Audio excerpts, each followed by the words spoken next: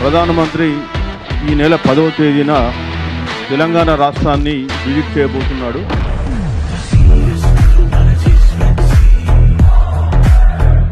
Majority BC ప్రజలకు మీరు ఏం చేసిందో చెప్పాలని కూడా మేము కోరుతున్నాం. మీరు కలలు కంటున్నటువంటి సబ్కా సాత్ సబ్కా వికాస్ అనేది బట్టి డోల్లా అని చెప్పేసి సందర్భంగా తెలియజేస్తుంది. మరి దేశంలో బీసీలు సిటిజన్స్ గారా? వాళ్ళకు హక్కులు లేవా? రాజ్యాంగ పరంగా వాళ్ళకు చెందాల్సిన హక్కులు మీరు ఇవ్వరా? మీరు ఏం చేయాలనుకుంటున్నారు బీసీలు? అదేవిధంగా బీసీలు కూడా వాళ్ళలాగానే వివక్షతకు కూడా గురైనటువంటి కులాలు. ఈ రోజు కూడా మనం చట్టసభలో తీస్తే పార్లమెంట్లో 25% మించి లేదు.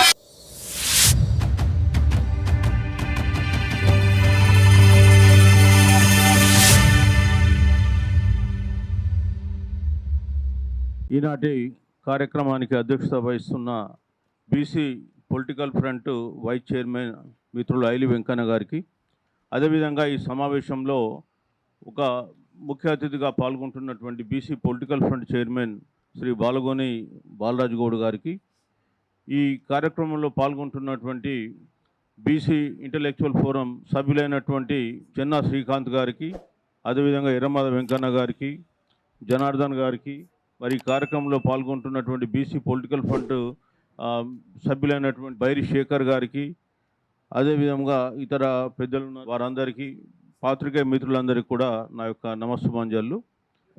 ముఖ్యంగా ఈరోజు ప్రధానమంత్రి ఈ నెల 10వ తేదీన తెలంగాణ రాష్ట్రాన్ని విజిట్ చేయబోతున్నాడు. ఆయన 3వసారి ప్రధానమంత్రిగా పదవీ స్వీకారం చేసిన తర్వాత మొదటిసారిగా వస్తున్నాడు. అంతకుముందు చాలాసార్లు వచ్చిపోయింది, అది పక్కన పెట్టేద్దాం. బట్ గత 2 సంవత్సరాల ఆయన కాలం గడుస్తుంది ఆయన ప్రధానమంత్రిగా పదవి స్వీకారం చేసి. ఆ సందర్భంలో మొదటిసారిగా వస్తున్న సందర్భంలో మరి ఆయన దృష్టికి బీసీల సమస్యల్ని తీసుకెళ్లాలనే ఉద్దేశంతో ఈ ప్రెస్ మీట్ ఏర్పాటు చేయడం జరిగింది. ముఖ్యంగా ప్రధానమంత్రి తాను స్వయంగా ఒక ఓబీసీ కులానికి చెందినటువంటి వ్యక్తి. మరి వారి హయాంలో బీసీలకు సంబంధించినటువంటి అనేక అంశాలు నిజంగా కూడా పరిష్కరింపబడతాయని చెప్పి ఆశించడం జరిగింది.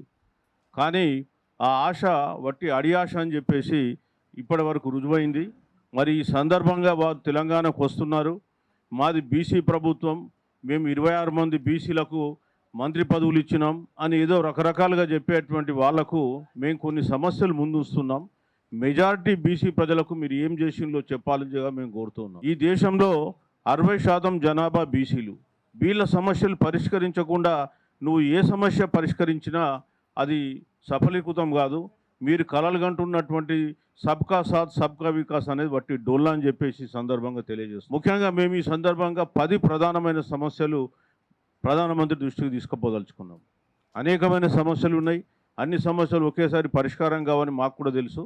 కానీ కొన్ని ముఖ్యమైన సమస్యలు నీ చేతిలో ఉన్నాయి, నువ్వు సాల్వ్ చేసే పరిస్థితుల్లో కూడా ఉన్నావు, కానీ మీరు చేయడం లేదు. మీరు అనుకుంటే ఈ దేశంలో అనేకమైనటువంటి చట్టాలు ఎంత వ్యయ ప్రయాసాలు కూర్చినా మీరు ఆ చట్టాలు తీసుకొని వచ్చిండ్రు. కానీ బీసీలకు సంబంధించిన చట్టాలు ఏదొచ్చినా అది మూలన పాడేస్తూ ఉన్నారు. మరి దేశంలో బీసీలు సిటిజన్స్ గారా? వాళ్ళకు హక్కులు లేవా? రాజ్యాంగ పరంగా వాళ్ళకు చెందాల్సిన హక్కులు మీరు ఇవ్వరా? మీరు ఏం చేయాలనుకుంటున్నారు బీసీలను? మీకు సంబంధించిన ప్రశ్నలు ఒక 10 ప్రశ్నలు ఇక్కడ మేము అడుగుతున్నాం. దాన్ని మీరు సౌహృదంతో ఆలోచించి మరి ఈ వెళ్ళే లోపల మీ ఇక్కడ ప్రెస్ మీట్ పెట్టి మీ సమస్యలకు పరిష్కారం చెప్పాల్సిందిగా మేము కోరుతున్నాం. మొట్టమొదటిది ఏంటంటే చట్టసభలలో బీసీలకు కూడా 50% రిజర్వేషన్ ఇవ్వాలి. ఇప్పటి వరకు భారతదేశంలో చట్టసభలైనటువంటి లోక్సభ కానీ శాసనసభల్లో బీసీలకు సంబంధించిన రిజర్వేషన్లు లేవు. ఎస్సీ ఎస్టీలకు ఆర్టికల్ 330, 332 కింద జనాభా దామాషా ప్రకారం ఇస్తున్నారు. మొట్టమొదట అది 10 సంవత్సరాల కోరిక అని చెప్పి రాజ్యాంగంలో రాయడం జరిగింది. ప్రతి 10 సంవత్సరాలకు ఒకసారి మీరు రాజ్యాంగ సవరణ చేసి ఎస్సీ ఎస్టీలకు చట్టసభల్లో రిజర్వేషన్ ఇస్తున్నారు. సంతోషం, వాళ్ళకి ఇవ్వాల్సిందే. ఈ దేశంలో వాళ్ళంతా క్రూరంగా ఎవరు అణచివేయబడలే కాబట్టి తప్పకుండా వాళ్ళకి ఇవ్వండి. అదేవిధంగా బీసీలు కూడా వాళ్ళలాగానే వివక్షతకు కూడా గురైనటువంటి కులాలు. ఈరోజు కూడా మనం చట్టసభల్లో తీస్తే పార్లమెంట్లో 25% మించి లేరు. ఇక్కడ శాసనసభలో తీసుకుంటే తెలంగాణ శాసనసభలో 16%. మరి 60% జనాభా ఉన్న వాళ్ళ ప్రాతినిధ్యం ఆ విధంగా ఉంటే ఇది ఎట్లా ప్రజాస్వామ్యం అవుతుందని ప్రశ్నించక తప్పడం లేదు. అయ్యా మేము కూడా మీకు కోరేది ఏంటంటే, మొన్న మీరు ఎంతో ఉత్సాహంగా ఓబీసీ మహిళలను పక్కన పెట్టి జనరల్ మహిళలందరికీ రిజర్వేషన్లు ఇవ్వాలని చెప్పి 131 రాజ్యాంగ సవరణ బిల్లు పెట్టినారు. ప్రత్యేక సమావేశాలు ఏర్పాటు చేసినారు పార్లమెంట్లో.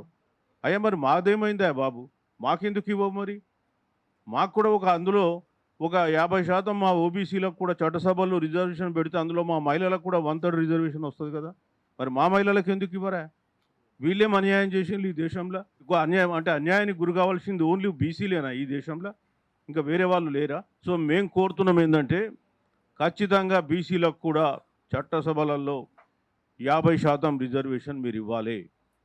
ఇవాళ బీసీలు చూస్తూ ఊరుకునే పరిస్థితుల్లో లేరు.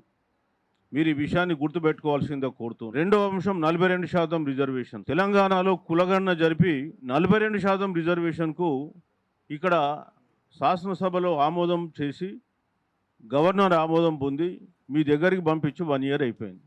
దానిపైన ఉలుకు లేదు పలుకు లేదు, కానీ అడగకుండానే అగ్రవర్ణాల వాళ్ళకు మీరు అనేకమైన రాయితీలు ఇస్తున్నారు. ఎవరు అడిగినండి ఈడబ్ల్యూఎస్ కావాలని ఈ దేశంలో? 10% లేని జనాభాకు మీరు 10% రిజర్వేషన్లు ఇస్తున్నారు. వారం రోజుల్లో మీరు పార్లమెంట్లో అది పాస్ చేసిండ్రు. మరి బీసీలు ఇంత గొడవ చేస్తున్నారు, రోడ్ ఎక్కుతున్నారు, రకరకాల ధర్నాలు చేస్తుంటే మీకు ఈ బీసీల డిమాండ్ల మీద మీకు పట్టింపు లేదా?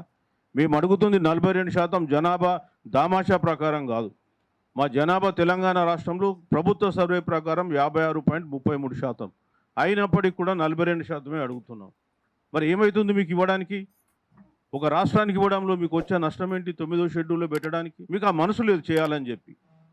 దాని మీద అసలు పట్టింపు లేదు. కానీ అడగకుండానే మహిళా రిజర్వేషను, కాన్స్టిట్యుయెన్సీలు మారుద్దాం, డీలిమిటేషను, ఇది ఎక్కడి నుంచి అండి? ప్రజల డిమాండ్లకు మీరు ఎప్పుడైతే మీరు పట్టించుకోరో ఇట్లాంటి పాలకులు చాలామంది వెళ్ళిపోయింది, చరిత్రలో కలిసిపోయింది. మీరు కూడా గుర్తుపెట్టుకోవాలని చెప్తున్నారు. సో ఇప్పటికైనా 42% రిజర్వేషన్ సంబంధించిన బిల్లు మీ దగ్గర పెండింగ్లో ఉంది. దాన్ని క్యాబినెట్ పరిశీలించి సకాలంలో మీరు మాకు ఆ 42% రిజర్వేషన్ 9th షెడ్యూల్లో పెట్టి అందించాలని చెప్పి ఈ సందర్భంగా డిమాండ్ చేస్తుంది. ఇక మూడోది సెన్సస్లో కులగణన. అయ్యా సెన్సస్లో కులగణన గురించి మాట్లాడితే 2010లో మీ బీజేపీ పార్టీ వాళ్ళే అప్పుడు ప్రభుత్వంలో లేరు. 2011 సెన్సస్లో కులగణన జరపాలని ఆ పార్లమెంట్లో తీర్మానం పెట్టిందే మీరు. పార్లమెంట్లో తీర్మానం పాస్ చేయించిండు. 2017లో మళ్ళీ అప్పుడు హోమ్ మినిస్టర్ రాజ్నాథ్ సింగ్ పార్లమెంట్లో ప్రకటన చేసిండు ఆగస్టు 31 రోజు 2017. ఏమని చేసిండు? 2021 కులగణనలో జనగణనలో మేము కులగణన చేస్తామని. అట్లాంటి వాళ్ళు 2022లో సుప్రీంకోర్టులో అఫిడవిట్ చేస్తారు ఏంటంటే, మేము సెన్సస్లో కులగణన జరపము, అది అసాధ్యము, అదేదో బ్రహ్మ పదార్థము, దాన్ని మేము ముట్టుకోలేము, ఈ దేశం ముక్కలైపోద్ది చెక్కలైపోద్ది అని చెప్పి అందులో అఫిడవిట్ రాశారు. మరి మళ్ళా మీరు ఏమైందో, మీకు ఏం జ్ఞానోదయం కలిగిందో తెలియదు. బీహార్ ఎన్నికలకు ముందు మేము మళ్ళీ కులగణన జరుపుతాము సెన్సస్లో అని చెప్పి మళ్ళీ మీదే రివర్స్ స్టాండ్ తీసుకుంది. ఎవరన్నారు మీకు? సుప్రీంకోర్టులో మిమ్మల్ని ఎవరేయమన్నారు? ఎట్లా యూటర్న్ తీసుకున్నారు? ఎందుకు బీసీలతో ఆడుకుంటూ మళ్ళీ ఇప్పుడు సెన్సస్లో మొట్టమొదటి హౌస్ లిస్టింగ్ ఆపరేషన్స్ ఉంది. ఆ హౌస్ లిస్టింగ్ ఆపరేషన్ స్టార్ట్ అయింది దేశవ్యాప్తంగా. అందులో కాలం నెంబర్ 12లో ఆ ఇంటి యజమాని ఎస్సీయా ఎస్టీయా ఇతరులా అని అడుగుతున్నాడు. అందులో ఓబీసీ అని ఒక పదం పెడితే నీకు కొంప మునిగేది ఏంటా? నువ్వు ఎట్లా కులగణన చేస్తాను అంటున్నావు? అంటే నీకు కులగణన చేయాలని లేదు, కేవలం ఎన్నికల కొరకు రకరకాల ప్రామిజులు చేసి బీసీలను అనగదొక్కాలని చెప్పి మీరు చూస్తూ ఉన్నారు తప్ప ఇంకేం లేదు. మీరు సాగించే పాలన ప్రజాపాలన కాదు, అది మనధర్మశాస్త్రం ప్రకారం నడిపిస్తుందో మనువాదుల పాలన తప్ప ఇంకో పాలన కాదు. మీకు వచ్చే నష్టం ఏంటంటే, అందులో బీసీ కాలం అని పెడితే ఓబీసీ కాలం, నువ్వు ఒక క్లారిఫికేషన్ ఇస్తావు. పెళ్లి కాకుండా కలిసి ఉంటే, ఆడమో కలిసి ఉంటే దాన్ని ఆ కుటుంబ యజమాన్ని తీసుకో అంటావు. అంత విశాల హృదయం ఉన్నోడి మరి మా బీసీల గురించి ఎందుకు ఇయ్యారా క్లారిఫికేషన్? అందులో ఓబీసీ కాలం పెట్టమని. మీరు నెక్స్ట్ ఇయర్ కూడా కులగణన చేస్తారా లేదా మాకు తెలియదు సెన్సస్లో. అదేవిధంగా చేసిన దాన్ని డిక్లేర్ చేస్తారా పబ్లిష్ చేస్తారా తెలియదు. ఇక్కడ తెలంగాణ రాష్ట్రంలో చూసినాం కులగణన అని చెప్పేసి బీసీల పాపులేషన్ తగ్గించిండ్రు, జనగణనలో ఓసీల పాపులేషన్లు పెంచిండ్రు, రకరకాల గిమ్మికులు చేసిండ్రు. అసలు కులగణనలో పాల్గొన్నటువంటి ఓసీల జనాభా పెరుగుద్దంట, కులగణన పాల్గొన్న బీసీల జనాభా తగ్గుద్దంట. ఇది తెలంగాణ సిపెక్ సర్వే గొప్ప విశేషం. మరి ఎట్లా చేసిండ్లో, మరి వాళ్ళు ఏ విధంగా చేసిండ్లో తెలియదు. అట్లాగే 4వ డిమాండ్ ఏంటంటే మాది బడ్జెట్లో బీసీలకు తగినంత ప్రాధాన్యత ఇవ్వాలి. 56% తెలంగాణ జనాభా, భారతదేశంలో కూడా తీసుకుంటే 56 నుంచి 60% మధ్య. కేంద్ర ప్రభుత్వ బడ్జెట్ ఎంత ఈ సంవత్సరం 26-27? 54,30,000 కోట్లు. 54,30,000 కోట్లు కేంద్ర ప్రభుత్వ బడ్జెట్. దాంట్లో బీసీలకు ఎంత కేటాయించిందిలే? 2,200. ఏమన్నా సార్ దానికి లెక్క ఉందా? జనాభాలో 52% ఉన్న బీసీల కంటే 2,200, అందులో 15% మళ్ళా ఆర్థికంగా వెనుకబడ్డ అగ్రకులాలకు. అంటే బీసీలకు ఎంత వస్తుంది? 1,900 కోట్ల కంటే ఎక్కువ రాదు. అరే ఈ దేశంలో ఇంత జనాభా ఉన్నారు. గత 78 ఏళ్ళ నుంచి వీళ్ళు అన్ని రంగాల్లో నష్టపోయిన్లు. వీళ్ళ కుల వృత్తులు విధ్వంసమైనవి. ఇవాళ దేశంలో ఏ రంగంలో చూసినా బీసీలు అనే వాళ్ళు మచ్చుకైనా కనిపించారు. కేవలం వాళ్ళు మీకు కార్మికులుగా పనిచేయడానికి, సేవకులుగా పనిచేయడానికి మాత్రమే మారిపోయిన్లు తప్ప ఇంకో విధంగా కాదు. అట్లాంటి తరుణంలో కనీసం వాళ్ళ స్వయం ఉపాధికి, వాళ్ళ ఆర్థికాభివృద్ధికి ఎంతో కొంత కేటాయించాల్సింది పోయి, వాళ్ళ చదువుకు కేటాయించాల్సింది పోయి 1,900 crores నెట్గా వాళ్ళకు వస్తుంది. దాని కొరకు కేంద్ర బడ్జెట్ అంట. ఈ దేశంలో 28 రాష్ట్రాలు, 7 కేంద్రపాలిత ప్రాంతాలకు 148 కోట్లలో 80 కోట్ల బీసీలకు ఇచ్చే గ్రాంట్ ఏంటంటే వీళ్ళు 2,000 కోట్లకు తక్కువనే. హ్యాండ్లూమ్స్కు 200 కోట్లు అంట. ఈ దేశంలో ఉన్న హ్యాండ్లూమ్ ఇండస్ట్రీ వ్యవసాయం తర్వాత అతిపెద్ద ఇండస్ట్రీ, దానికి 200 కోట్లు. ఏం లెక్కలు ఇవి? ఎవరి కొరకు ఇస్తున్నారు? ఎందుకు ఇస్తున్నారు? మేము అసలు ఇవ్వమని చెప్తే అయిపోద్ది కదా, పీడబోద్ది కదా, ఎందుకు ఇస్తున్నారు అది? సో ఖచ్చితంగా బీసీలకు బడ్జెట్లో మాకు 3% అంటే కనీసం 1,50,000 కోట్లు వస్తుంది. మాకు 2 లక్షల కోట్లు మాకు కేటాయించాల్సింది. ఈ ఎవడబ్బ సొమ్ము ఇది? మేము ట్యాక్సులు కొడితే వచ్చే డబ్బు కదా? ఏం నువ్వేమన్నా తీసుకొస్తున్నా? మీరేమన్నా మీదికి నుంచి పట్టుకొస్తున్నా? మా డబ్బు మాకు ఇవ్వడానికి కూడా మీకు ఎందుకు ఇంత బాధ? మీరు పారిశ్రామికవేత్తలకు ఎన్ని లక్షల కోట్ల రుణమాఫీలు చేస్తున్నారు? గత 12 సంవత్సరాల్లో మీరు ఓన్లీ పారిశ్రామికవేత్తలకు దాదాపు పార్లమెంట్లో సమాధానం ఇచ్చిన దాని ప్రకారం 16,15,000 కోట్లు మాఫీ. మీరు సమాధానం ఇచ్చింది మీ నిర్మలా సీతారామన్ గారు పార్లమెంట్ ఓన్లీ 10 సంవత్సరాలలో. ఇంకా గత 2 సంవత్సరాలు ఇంకా చాలా పెరిగి ఉంటుంది. డెట్ రికవరీ ట్రిబ్యునల్ ద్వారా కూడా ఇంకో 16 లక్షలు పోయింది. అంటే 30-40 లక్షల కోట్లు మీరు పారిశ్రామికవేత్తలకు రుణమాఫీ ఇస్తారు. బీసీలకు వచ్చేస్తే సంవత్సరానికి 2,000 అంటే గత 12 ఏళ్లలో మీరు పెట్టింది 24,000 కోట్లు. మీరు వాళ్ళకు వస్తే 48 లక్షల కోట్లు, అంటే దాదాపు 16 + 16 32 లక్షల కోట్లు వాళ్ళకి ఇస్తే 24,000 కోట్లు మాకు ఇస్తారు. ఇదే న్యాయం అండి. అదేవిధంగా కేంద్రంలో ఇప్పటి వరకు బీసీలకు ఒక మంత్రిత్వ శాఖ లేదు. 60% జనాభా ఉన్న బీసీలకు వాళ్ళ సమస్యల పరిష్కారం గురించి మాట్లాడడానికి ఒక మంత్రిత్వ శాఖ లేదు. ఎవరికి పోవాలి? అక్కడ సోషల్ జస్టిస్ మినిస్టర్ ఉంటుంది, అందులో పోవాలి. ఆ సోషల్ జస్టిస్ మినిస్ట్రీలో ఎస్సీలు, ఎస్టీలు, బీసీలు, ఉమెను, డిజబుల్డ్ అన్ని రకాల శాఖలు అక్కడ ఉంటాయి. ఆయనకు బీసీల గురించి పట్టించుకునే తీరిక ఎక్కడ ఉంటుంది? ఇది బీసీలకు సంబంధించిన సమస్య కదా. ఒక మంత్రిత్వ శాఖ కూడా పెట్టకుండా మీరు మాట్లాడతారు మేము బీసీలకు ఏదో చేసినాం. మంత్రిత్వ శాఖ పెట్టడానికి డబ్బులు ఖర్చు వస్తాయని మరి ఎందుకు పెడతలేరు? మేము 26 మందికి మంత్రులు చేసినాం, వీళ్ళకి చేసినాం అంటే మరో మంత్రిత్వ శాఖ ఎందుకు పెడతలేరు? అదేవిధంగా ఈడబ్ల్యూఎస్ రిజర్వేషన్ కూడా ఇప్పుడు కులగణన చేస్తున్నారు. మీరు పునఃపరిశీలించండి.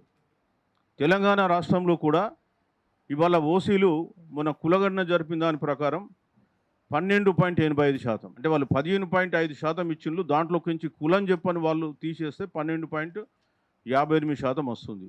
అందులో ఎకనామిక్ క్రైటీరియా 8 లక్షలకు పైబడి ఆదాయం ఉన్న వాళ్ళని లెక్కేస్తే వాళ్ళు ఒక 8% పోతారు. అంటే 4%కు మించి లేరు. 4% మించి లేని వాళ్ళకు 10% రిజర్వేషన్ ఇస్తారు. అసలు ఆ చట్టంలో కూడా ఏముందంటే అప్ టు 10% ఇవ్వమన్నాడు. అంటే 10% వరకు ఇవ్వమన్నాడు. అంటే 10% లోపల కూడా ఇవ్వచ్చు. తమిళనాడు వాళ్ళు ఇస్తలే, మేము ఇవ్వమని చెప్పేసి ఇదే స్టాలిన్ హైకోర్టులో అఫిడవిటేషన్ మేము ఇవ్వమని. అట్లనే నార్త్ ఈస్ట్లో కూడా చాలా స్టేట్స్ ఉన్నాయి, వాళ్ళు ఎవరు ఇంప్లిమెంట్ చేస్తలే. అస్సాంలో కూడా ఉద్యోగాలలో లేదు. కొన్ని రాష్ట్రాలలో 4% ఉంది. ఇక్కడ 10% ఎందుకే? 4% జనాభాకు 10% ఇస్తారు. సో దాన్ని కూడా మీరు పునఃపరిశీలన చేయాలని చెప్పి కోరుతున్నాం. మేము కూడా కోర్టులలో లీగల్ బ్యాటిల్కు రెడీ అవుతాం. నెక్స్ట్ రోహిణి కమిషన్ అని ఒక కమిషన్ వేసిండు ఈసారు 2017లో. వాళ్ళు రిపోర్ట్ కూడా ఇచ్చిండ్రు. ఎంబీసీలను కూడా మీరు బీసీలలో కూడా కేటగరైజేషన్ చేయండి, ఎందుకంటే కొన్ని కులాలే బీసీలలో కూడా లబ్ధి పొందుతున్నాయన్నారు. మీరు వాళ్ళ రిపోర్ట్ ప్రకారం మీరు యాక్షన్ తీసుకోమని చెప్పి కోరుతున్నాం. మేము కూడా బీసీలోనే ఎంబీసీలు బీసీలుగా మీరు వర్గీకరించండి కేంద్రంలో. ఆ సామాజిక న్యాయం అందరికీ అందాలని చెప్తున్నాం. ఇంకోటి, ప్రమోషన్లలో బీసీలకు రిజర్వేషన్. ఈ దేశంలో అన్ని రంగాలలో అణచివేయబడ్డ వర్గం ఏదైనా ఉందండి. ప్రమోషన్లలో రిజర్వేషన్లోకి వస్తే ఇది ఆర్టికల్ 16(4) కింద ఉంటుంది. ఆర్టికల్ 16 అనేది ఫండమెంటల్ రైట్, ప్రాథమిక హక్కు. ఆ ఆర్టికల్ 16(4)లో బ్యాక్వర్డ్ క్లాసెస్ అనే పదం రాశారు. ఎస్సీ ఎస్టీ అనే పదం రాయలే. బ్యాక్వర్డ్ క్లాసెస్ అంటే ఎస్సీ ఎస్టీ ఓబీసీ అని కోర్టుల తర్వాత వ్యాఖ్యానించింది. సో మరి బ్యాక్వర్డ్ క్లాసెస్లో బీసీ ఎస్సీ ఎస్టీలు ఉన్నారు. అట్లాంటప్పుడు 1992లో ఇందిరా సహాని కేసులో రిజర్వేషన్లు, ప్రమోషన్లలో రిజర్వేషన్లు చెల్లవని చెప్పి కోర్టు చెప్తే ఇదే పివి నరసింహారావు గారు 77వ రాజ్యాంగ సవరణ చేసి ఎస్సీ ఎస్టీలకు మాత్రమే రిజర్వేషన్లు, ప్రమోషన్. రాజ్యాంగంలో ఆర్టికల్ ఏం చెప్తుంది? బ్యాక్వర్డ్ క్లాస్ అంటే బీసీ ఎస్సీ ఎస్టీ అన్నప్పుడు నువ్వు మా బీసీలను ఎట్లా తీసేస్తావు, ఎస్సీ ఎస్టీలను ఎట్లా ఉంచుతావు? సరే, వాళ్ళకి ఎట్లా ఉంచండి, తప్పలేదు. మాకు కూడా ఇవ్వమని మేము అడుగుతున్నాం కదా, మాకెందుకు ఇవ్వరు? అప్పటికే మాది మండల్ కమిషన్ 92లో ఇంప్లిమెంట్ అవుతుంది. మాకు రాజ్యాంగ వివక్షత కాదా అది?